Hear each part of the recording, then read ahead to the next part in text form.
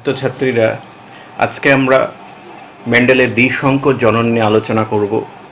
এটি দশম শ্রেণীর জন্য তো খুবই গুরুত্বপূর্ণ এবং দ্বাদশ শ্রেণীতে যারা পড়ছো তাদের ফান্ডামেন্টাল জেনেটিক্স, যেটা মেন্ডেলিয়ান জেনেটিক্স, সেটাতে কিন্তু খুবই তোমাদের সাহায্য করবে। ভালো করে বুঝে নাও।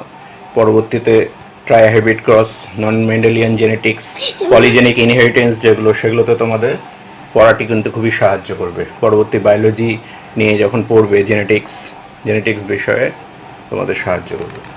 তো মেন্ডেল তার বাগানের মটর গাছের ওপর দ্বিসংকর জনন করিয়েছিলেন। এক সংকর জনন পরীক্ষায় সাফল্য লাভের পর তিনি তার দ্বিসংকর জননের দিকে এগিয়েছিলেন। তো প্রথমে আসি, দ্বিসংকর জনন কাকে বলে। শুরুটা ওই একই রকমভাবে আমরা করব। একই প্রজাতির অন্তর্গত দুই জোড়া বিপরীতধর্মী চারিত্রিক বৈশিষ্ট্য সম্পন্ন দুটো জীবের মধ্যে যে যৌন জনন, তাকে আমরা কি বলছি? দ্বিসংকর জনন। তো মেন্ডেলের বাগানের সাতজোড়া মটর গাছের ওপর সাতজোড়া যে বিপরীত বৈশিষ্ট্য তোমরা অলরেডি হয়তো পড়ে রেখেছো সব। তাহলে হলুদ গোলাকার বীজযুক্ত মটর গাছের সঙ্গে সবুজ কুঞ্চিত বীজযুক্ত মটর গাছে তিনি ক্রস করিয়েছিলেন।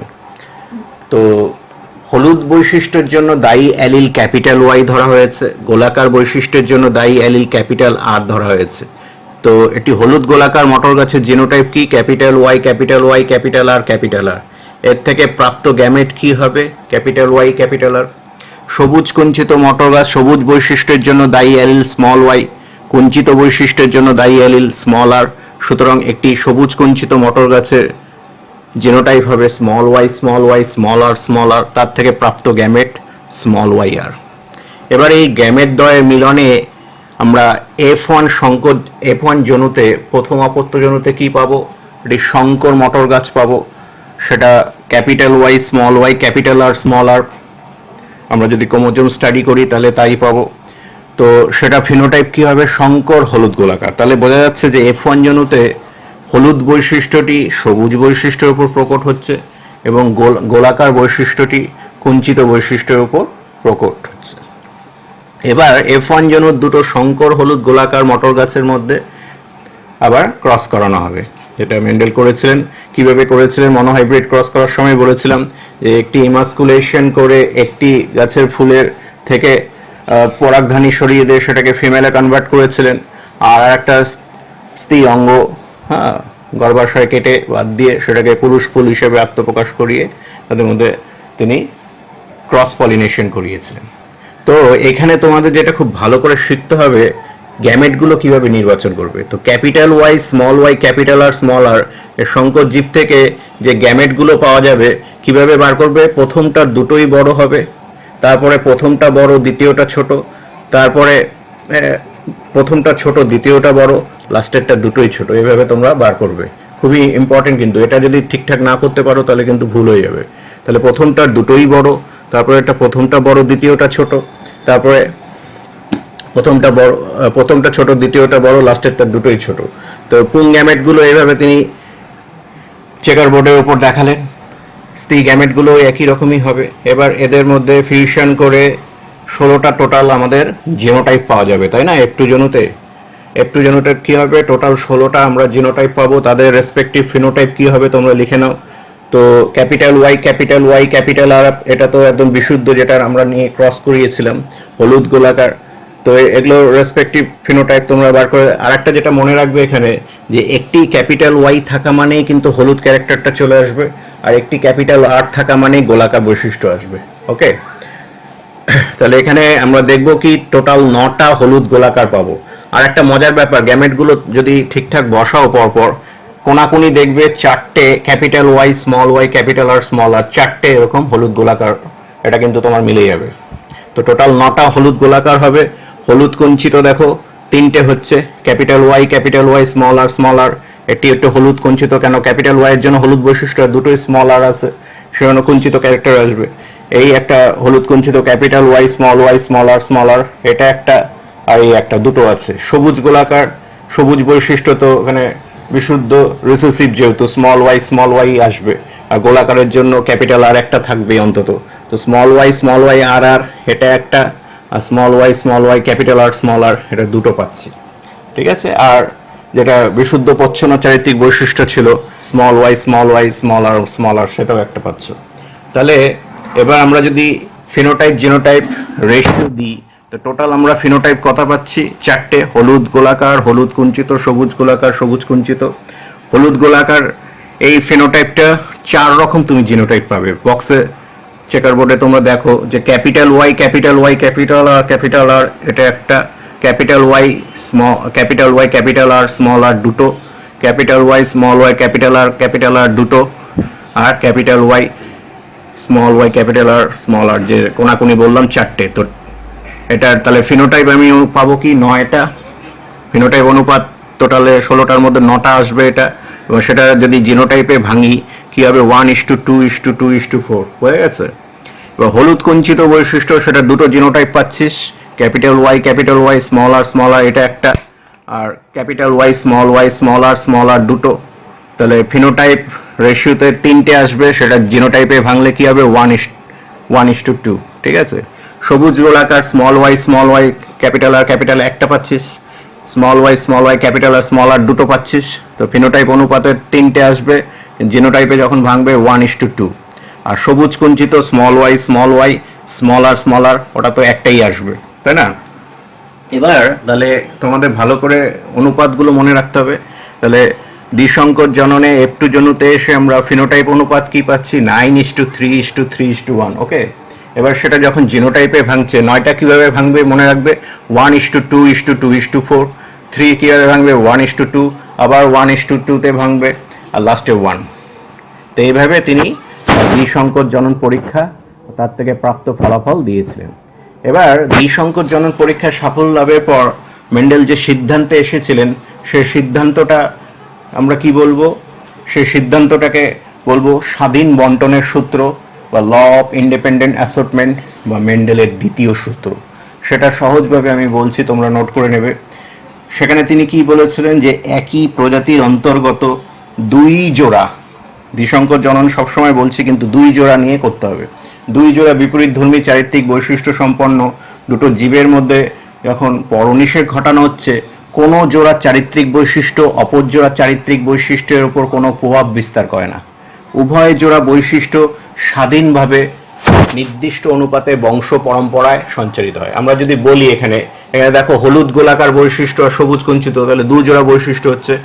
F1 জনুতে কিন্তু আমরা দেখছি কি যে এগুলো কিন্তু মিক্সচার হচ্ছে না, কোনো জোড়া চারিত্রিক বৈশিষ্ট্য অপর জোড়া চারিত্রিক বৈশিষ্ট্যের উপর কোনো প্রভাব ফেলছে না, যেটা আমরা ইনকমপ্লিট ডমিনেন্সের ক্ষেত্রে অন্যরকম দেখছিলাম।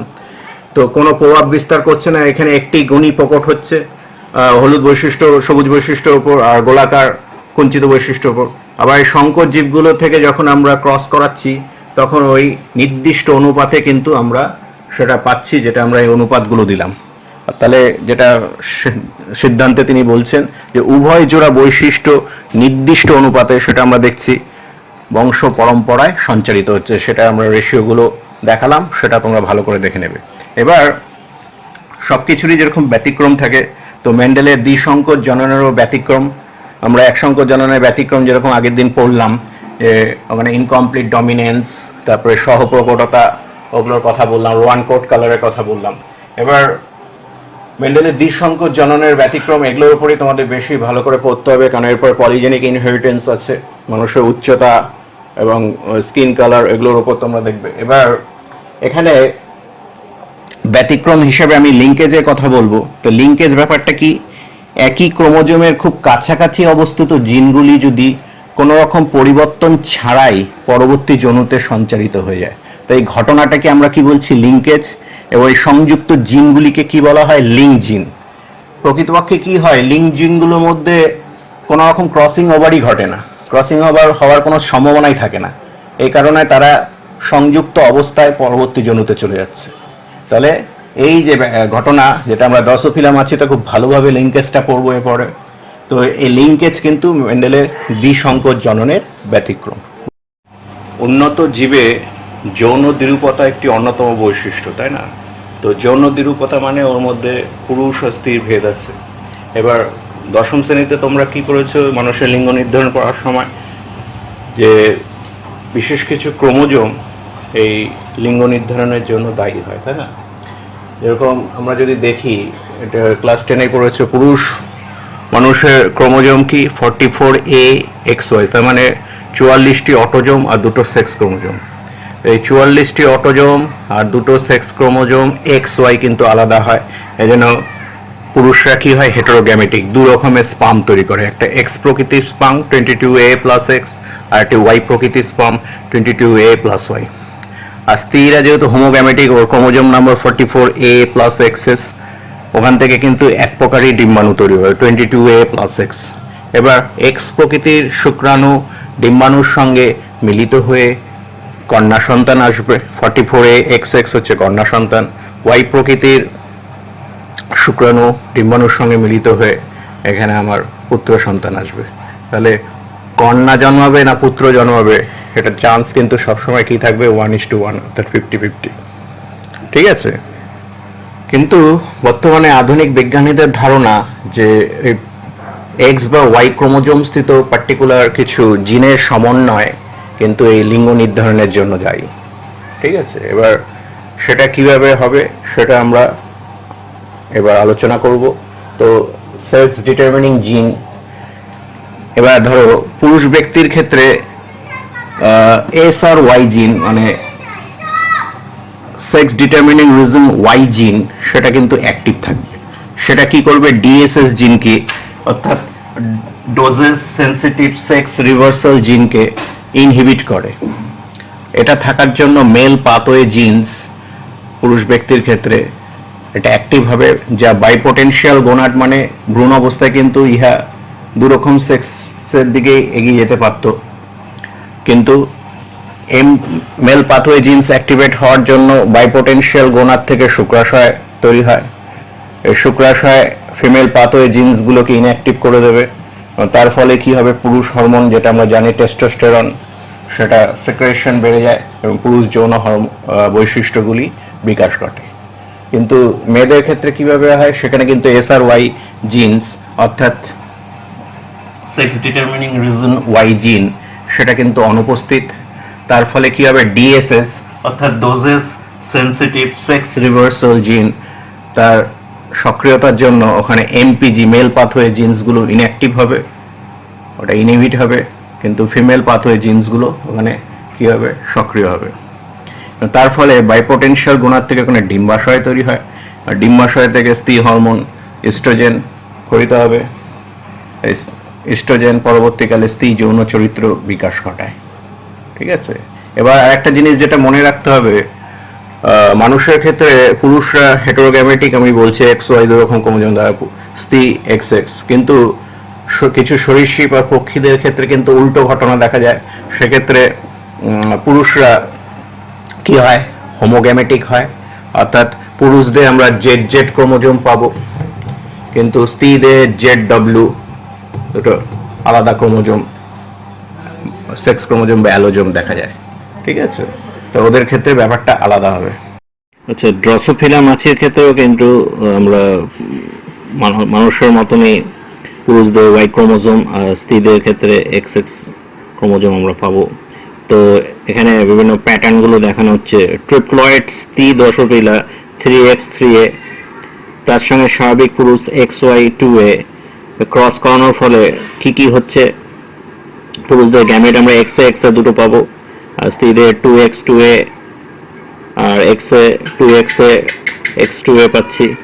ট্রিপ্লয়েড স্ত্রী 3x3x, আন্তর্লিঙ্গে একটা ইন্টারমিডিয়েট তৈরি হচ্ছে, স্বাভাবিক স্ত্রী 2x2a আর স্বাভাবিক পুরুষ XY2, পার্টি 2XA XA মিলে 3x2a মেটা স্ত্রী, আর এটা 2XA আর XA মিলে 2XY2a,